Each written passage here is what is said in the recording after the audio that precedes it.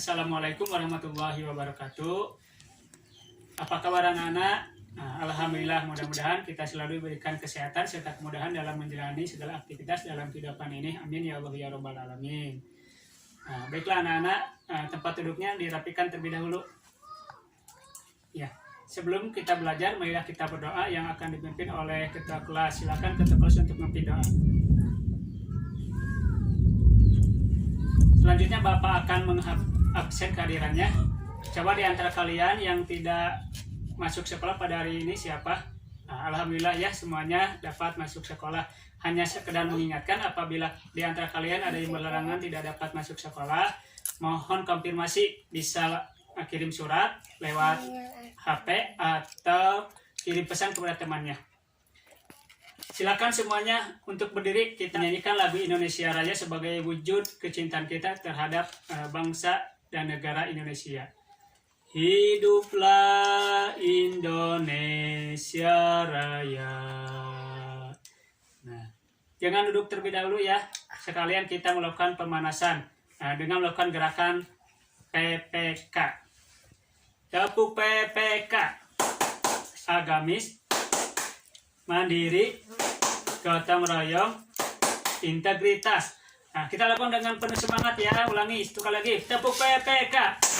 Agamis, mandiri, gotong royong, integritas. Iya, bagus.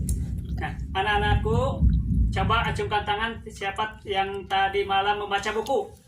Iya, 1, 2, 3, 4, 5, 6, 8, 9, 10, 11. Jadi rata-rata semuanya membaca buku.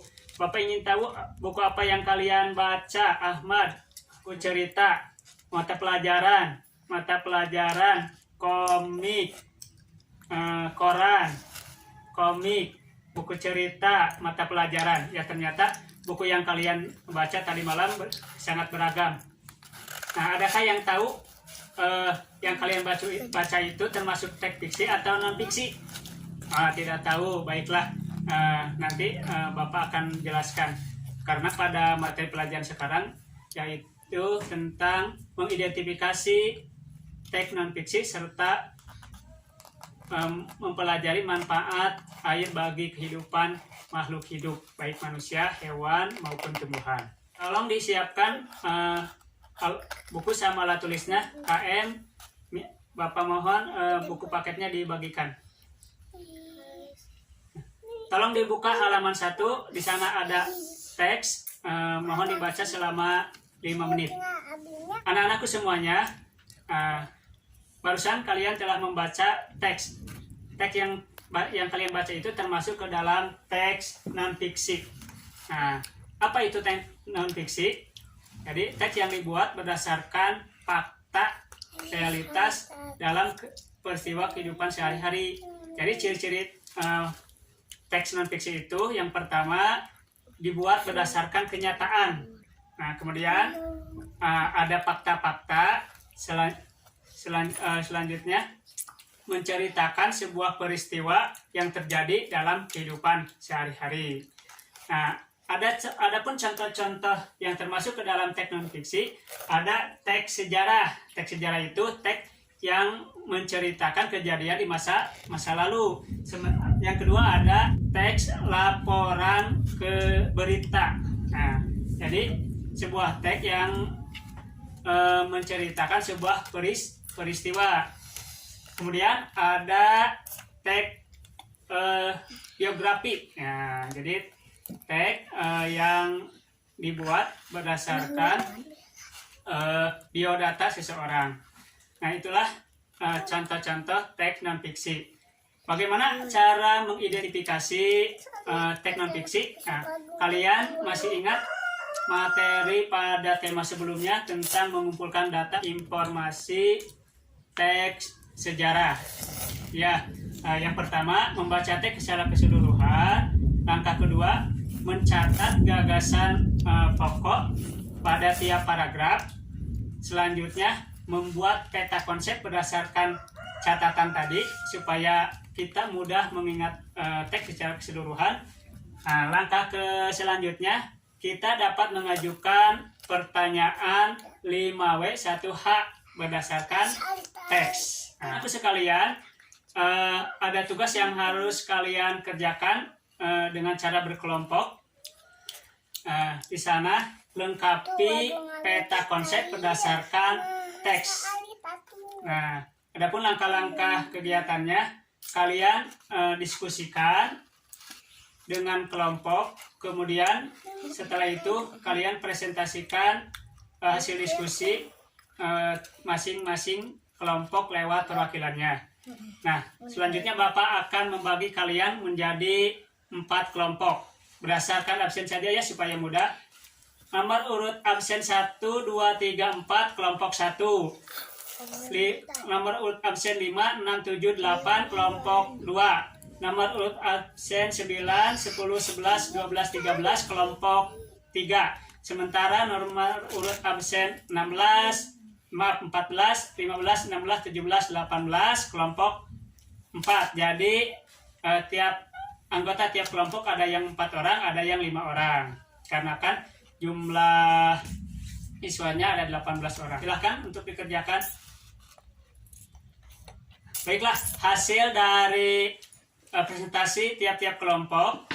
Untuk pertanyaan pertama, kejadian apa yang terjadi pada peristiwa tersebut? Yaitu kesulitan mendapatkan air. Kemudian air sumur sulit diakses. Anak-anakku sekalian, dari teks bacaan tersebut, air sangat bermanfaat bagi kehidupan, terutama bagi kita manusia. Nah, ada yang tahu apa saja manfaat air bagi kehidupan, baik manusia, hewan maupun tumbuhan? Nah, baiklah, untuk lebih lanjut kita akan pelajari fungsi air dalam video pembelajaran berikut. Namun sebelumnya Bapak minta sambil kalian menonton disimak dengan baik, dicatat informasi-informasi penting, karena nanti di akhir akan ada tugas kelompok yang harus kalian kerjakan. Silakan tonton video pembelajaran berikut. Assalamualaikum warahmatullahi wabarakatuh. Selamat datang di channel Bu Guru Berbagi. Hari ini Bu Guru ingin mengajak kalian untuk belajar materi IPA tentang fungsi air kelas 5 tema 8. Itu sumber kehidupan di bumi. Karena semua makhluk hidup yaitu manusia, hewan, dan tumbuhan sangat memerlukan air untuk kehidupannya. Pertama, kita akan belajar tentang fungsi air bagi manusia. Fungsi air bagi manusia yang pertama adalah untuk keperluan rumah tangga seperti mencuci, mandi, minum, memasak, dan lain-lain. Kemudian, air juga berfungsi sebagai keperluan industri seperti bahan baku minuman kemasan dan sumber tenaga pembangkit listrik. Kemudian, air juga berfungsi untuk keperluan rekreasi dan olahraga seperti renang, selancar, dan dayung. Air juga berfungsi untuk keperluan pertanian dan peternakan, seperti mengairi sawah dan memelihara hewan ternak. Air juga berfungsi untuk keperluan transportasi, yaitu berlayar. Selanjutnya, air juga bermanfaat bagi tumbuhan, yaitu yang pertama sebagai tempat hidup atau habitat pada tumbuhan air seperti enceng gondok, teratai, kangkung air, pandan air, dan sebagainya. Kemudian air juga menjadi pelarut dan pengangkut zat hara yang diperlukan oleh tumbuhan. Zat hara yang ada di dalam tanah akan diserap bersama air oleh akar untuk diangkut ke bagian tumbuhan yang memerlukan. Air juga berfungsi sebagai bahan dasar proses fotosintesis. Tanpa ada air, fotosintesis pada tumbuhan tidak dapat berlangsung.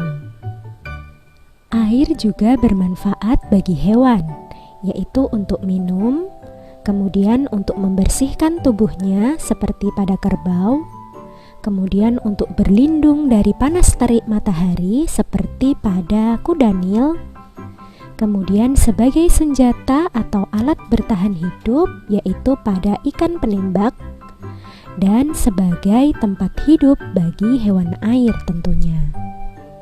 Sekian penjelasan dari Bu Guru Berbagi. Terima kasih telah menyimak video ini dengan baik. Jangan lupa tinggalkan jejak positif dengan like, komen, share, dan subscribe. Wassalamualaikum warahmatullahi wabarakatuh. Sampai jumpa pada video-video selanjutnya. Silakan kerjakan tugas berikut, istilah soal serta buat peta konsep berdasarkan video pembelajaran tersebut. Terima kasih kepada tiap-tiap kelompok yang telah melakukan presentasi. Kesimpulan dari pelajaran yang telah kita pelajari, pertama, cara mengidentifikasi teks dan fiksi. Yang pertama, membaca teks secara keseluruhan. Yang kedua, membuat peta konsep.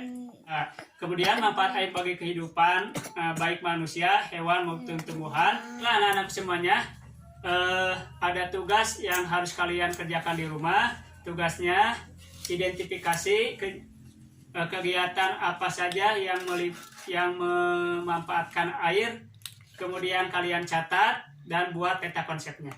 Pembelajaran diakhiri, kita berdoa setelah belajar yang akan dipimpin oleh ketua kelas. Silakan ketua kelas untuk memimpin doa. Assalamualaikum warahmatullahi wabarakatuh.